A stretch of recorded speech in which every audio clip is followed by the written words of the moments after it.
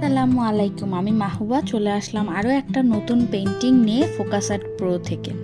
আজকের পেন্টিংটি আয়তাল কুরসির ক্যালিগ্রাফি নিয়ে, এটাকে বলে অ্যারাবিক ক্যালিগ্রাফি। আজকে আপনাদের সাথে এইটাই শেয়ার করব, আর কিছু টিপস অ্যান্ড ট্রিক্সও বলে দেব। তো চলুন শুরু করা যাক আজকের এই টিউটোরিয়ালটি।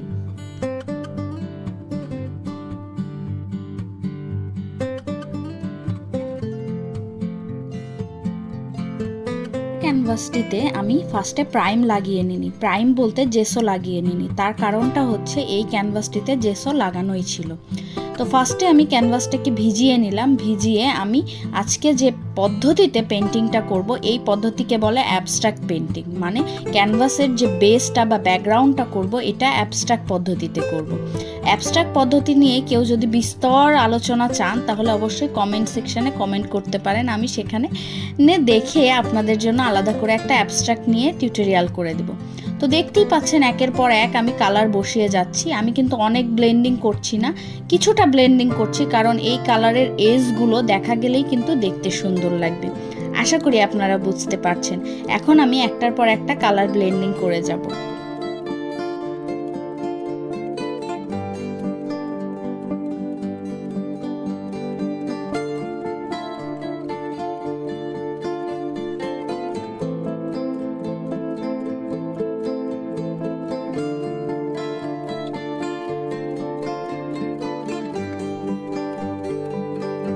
পর একটা কালারফুল কালারগুলোতে কত সুন্দর না লাগছে ক্যানভাসটা, তাই না? আমার কিন্তু অনেক ভালো লাগছে। যদিও আমি কালারগুলো বসিয়ে নিয়েছি, এখন আমি একটু হোয়াইট দিয়ে এগুলোকে একটু আমার মন মতো করে নেওয়ার ট্রাই করছি। আমি যেটা ভেবে রেখেছি ঠিক সেরকমটাই করার ট্রাই করছি, আর সেটার জন্য এইখানে একটু হোয়াইট কালার দেওয়াটা খুবই প্রয়োজন ছিল। তার কারণে আমি হোয়াইটটা দিয়ে সুন্দর করে কালারগুলোকে ব্লেন্ড করে নিচ্ছি। দেখতেই পাচ্ছেন আমি কিন্তু ঘুরিয়ে ঘুরিয়ে কালারগুলোকে ব্লেন্ড করছি। আর পাশেই এই যে আমার মেয়ে আমার সাথে পেন্টিং করছে, ও আমার কাছ থেকে পানি নিচ্ছে, ওর দুষ্টুমি তো রয়েছে। এইভাবেই কিন্তু ম্যানেজ করে আমাকে পেন্টিংটা চালিয়ে যেতে হয়।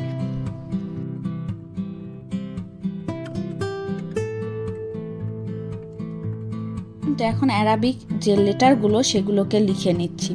এটা কিন্তু কাস্টমাইজড অর্ডার ছিল, তার কারণে কাস্টমারের পছন্দ অনুযায়ী কিন্তু কাজটা আমাকে করতে হয়েছে।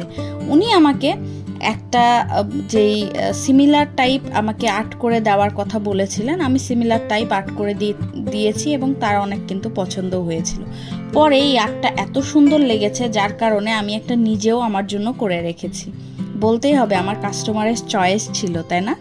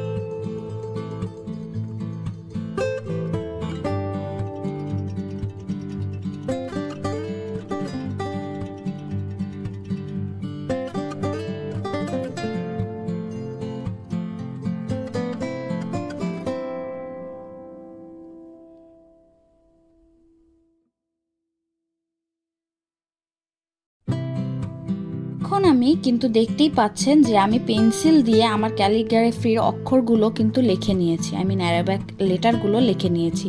অ্যারাবিক লেটার লেখার কিন্তু প্রধান নিয়ম হচ্ছে ডাবল পেন্সিল ব্যবহার করতে হবে। ডাবল পেন্সিল ব্যবহার ছাড়া কিন্তু ক্যালিগ্রাফির অক্ষরগুলো লেখা কোনোভাবেই ঠিক নয় বা সঠিক পদ্ধতিও নয়। তো আমি পেন্সিল দিয়ে করে দেওয়ার পরে আমি যে পদ্ধতিতে পেন্টিং করব তার জন্য মার্কার দিয়ে আবার ডাবল লাইন করাটা প্রয়োজন ছিল, যার কারণে আমি ডাবল লাইন করছি। ডাবল লাইনের ক্ষেত্রে কিন্তু আমি ডবল পেন্সিল ব্যবহার করিনি বা ডবল মার্কার ব্যবহার করিনি, যেহেতু ফার্স্টে একটা ডিজাইন করাই ছিল, ওটার উপরে শুধু হাত ঘুরিয়ে নিচ্ছি।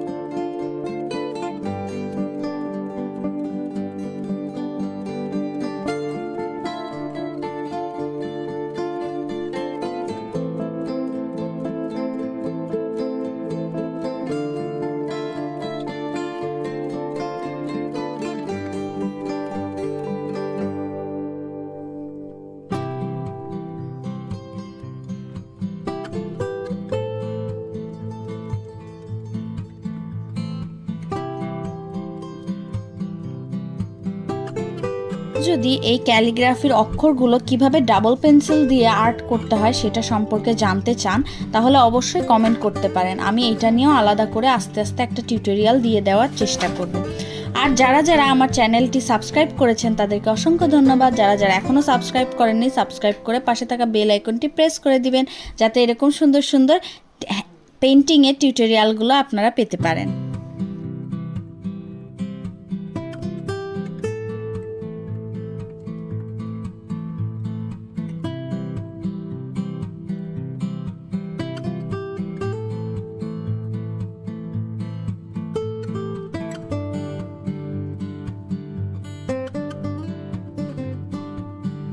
এখন আমি একটি ফ্ল্যাট ব্রাশের সাহায্যে নাম্বার 16 এই ব্রাশটার সাহায্যে এখন আমি এর ভিতরে কালার ফিল করা স্টার্ট করব। কালারটা করছি হোয়াইট, টাইটেনিয়াম হোয়াইট। এটা দিয়ে ধীরে ধীরে খুবই আস্তে হাতে কিন্তু পেইন্ট করতে হবে।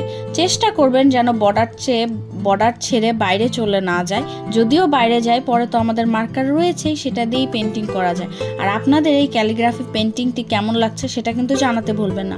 আর কোনো ধরনের ক্যালিগ্রাফি চাচ্ছেন কিনা সেটাও বলতে পারেন।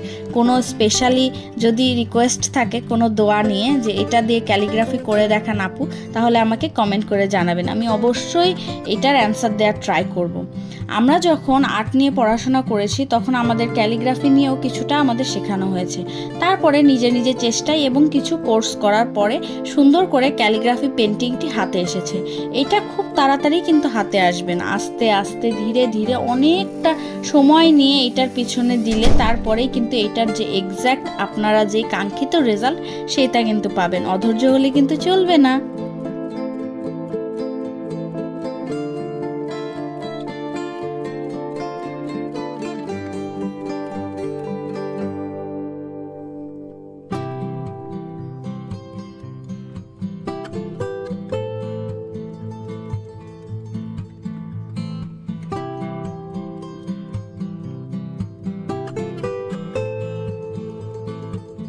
করতে করতে আপনারা দেখতেই পাচ্ছেন আমারও কিন্তু কালার একটু এদিকে ওদিকে ছড়িয়ে গেছে। সো এটা নিয়ে ভয় পাওয়ার কিচ্ছু নেই। প্রথম প্রথম যখন করবেন তখন অনেক ভুল হবে। ভুলটাকে শিক্ষা নিয়ে আবার নতুন করে চেষ্টা করতে হবে। তো আমরা এখনও যে প্রফেশনালি পেন্টিং করি তারপরেও কিন্তু আমাদের প্রচুর ভুল হয়।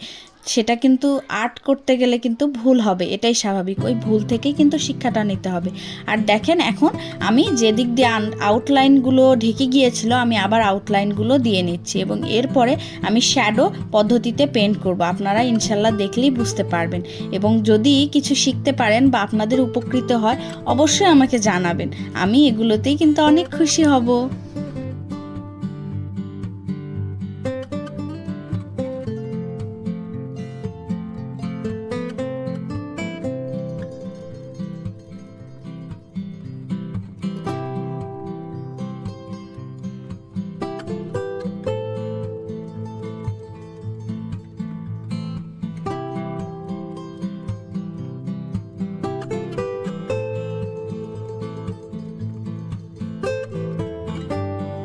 আমি আর্টটাকে ফাস্ট ফরওয়ার্ড করেছি, কিন্তু আর্টটা করতে কিন্তু আমার সময় লেগেছে প্রায় 8 থেকে 9 ঘন্টার মতো। সো হিউজ সময়, তাই না? এখন কিন্তু আমি শ্যাডো পদ্ধতি করছি। শ্যাডো বলতে অক্ষরের নিচে যদি আপনারা কোনো শ্যাডো ফেলাইতে চান বা 3D ইফেক্ট আনতে চান, সেক্ষেত্রে এই শ্যাডো পদ্ধতিকে ব্যবহার করা হয়।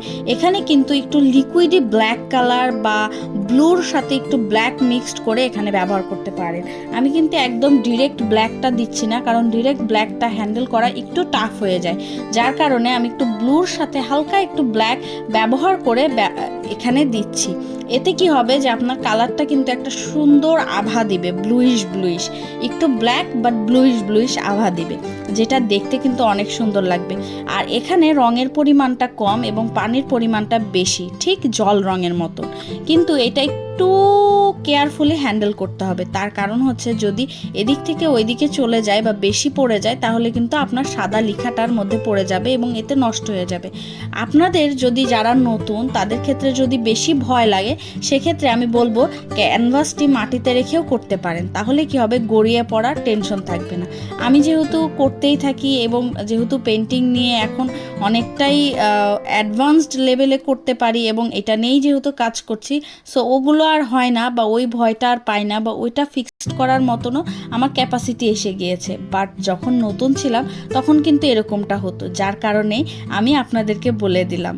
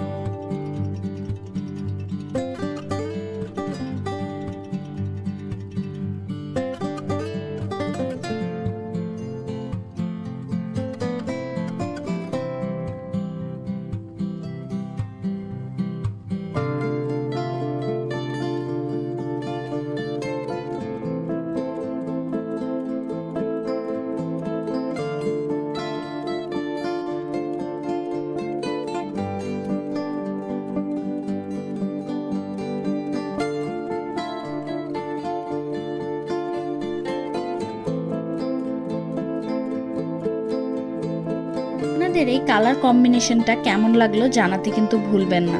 আর অন্য যদি কোনো ধরনের এইরকমটাই করে থাকেন আপনারা, অবশ্যই কিন্তু আমাকে মেনশন করতে ভুলবেন না।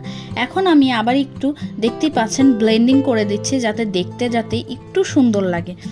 দেন এগুলো সব ফিনিশ করে অ্যাজ এ আর্টিস্ট হিসাবে সব থেকে মজা কখন লাগে জানেন? যখন নিজের নামটা সাইন করি।